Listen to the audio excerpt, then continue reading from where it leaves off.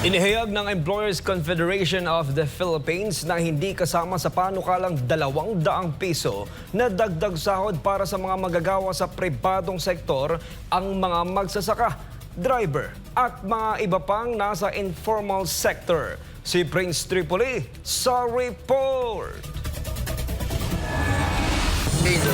Sa panayam ng SMNA News, ibinahagi ng Employers Confederation of the Philippines President na si Sergio Ortiz Luis Jr. na mula sa 52 milyong manggagawa sa bansa, tanging 10% o ang mga minimum wage earners lang ang makikinabang sa panukalang batas na magkaroon ng 200 peso across the board daily minimum wage hike. Hindi kasama rito ang mga jobless, underpaid at mga empleyado ng gobyerno. Dagdag pa niya, kung isasama ang lahat sa dagdag sahod, aabot sa 16% ng kabuang bilang ng mga manggagawa ang makikinabang. Subalit, 84% ang maiiwan, kabilang ang mga magsasaka, tricycle driver, taxi driver, jeepney driver, market vendor at iba pang maliliit na negosyante. Ang nangyayari, yung mga kumpanya, wala silang pagkukunan na ng pagtataas na sweldo nila, magtataas sa presyo.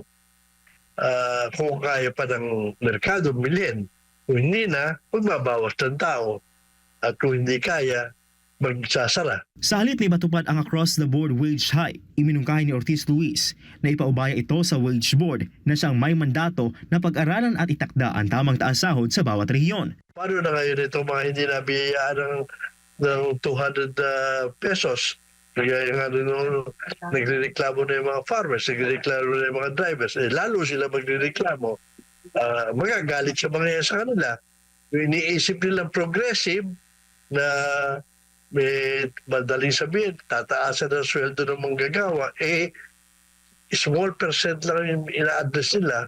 Lagi nilang iniiwanan every year yung ano. Kaya sinasabi namin, ipaubaya natin sa wage board yan.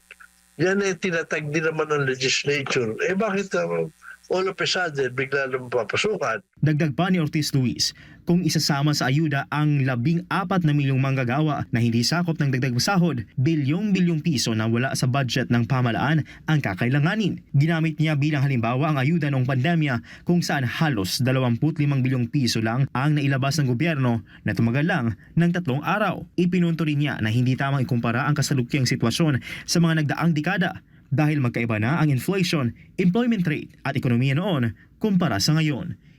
Noong isang taon, nagpasa ang Senado ng 100 pesos.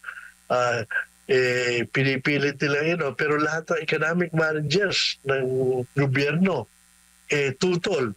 Kaya anong ginawa ng presidente? Sinabihan na lang mag-convene ang Regional Wage Board at pag-usapan ng mabuti yan. Yan ang dapat na mangyari. Ang kailangan natin sa Pilipinas, trabaho, at ang trabaho maibibigay yan kung may investment. Ito si Prince Tripoli, ang inyong citizen correspondent para sa Diyos at sa Pilipinas nating mahal.